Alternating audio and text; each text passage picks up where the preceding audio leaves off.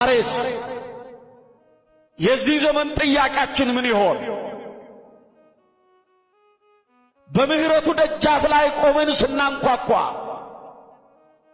እግዚአብሔርን ስንጠራው እንዲሰማን ስንለምነው እንዲያደምጠን ቋጠሯችንን እንዲፈታ የዚህ ዘመን ጥያቄያችን ምንድነው? ምን ላድርግልህ አለው በተራራው ላይ። ዛሬ በልባችሁ በተስፋ አልዛላችሁ? እግዚአብሔር ትቶኛል ወደሚል ተስፋ ድምዳሜ አልደረሳችሁ? ቀን ዘንበል ሲል ያሰባችሁት እንደ ጉምተኖ ከእጃችሁ ሲወጣ ምን ዋጋ አለው? አሁንማ ተስፋ ቆርጫለሁ አላላችሁ? እግዚአብሔር ተስፋ ነው።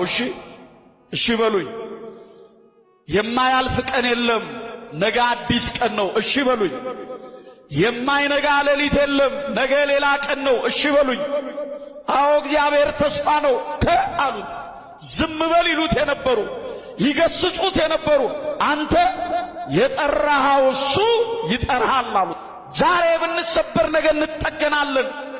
መጠገን እንዳይኖረን ከውድቀታችን እንዳንነሳ የጠላታችን የዲያብሎስ ትልቁ ተግዳሮት እኛን ተስፋ ማስቆረጥ፣ ከእግዚአብሔር ጋር ያለንን ልዩነት ማስፋት ነው።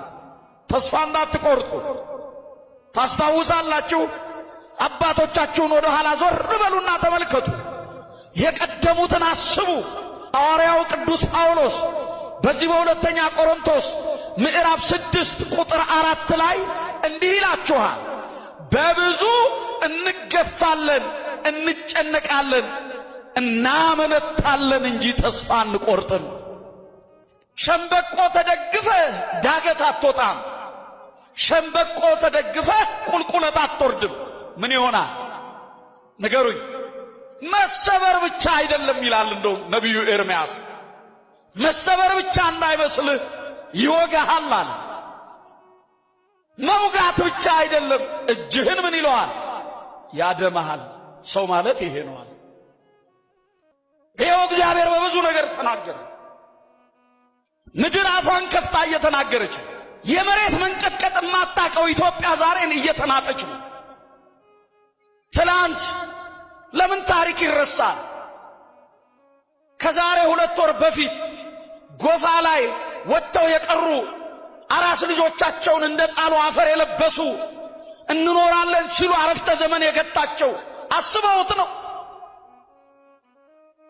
ዛሬ የጣፈጠ እንጀራ የላመ ውሃ እየጠጣን በእግዚአብሔር ላይ አምፀና። እንዲህ ተብሎ ነው የተጻፈው በሰቆቃ ኤርምያስ ምዕራፍ 3 ቁጥር 40 ላይ መንገዳችንን እርመርምር ይላል እግዚአብሔር።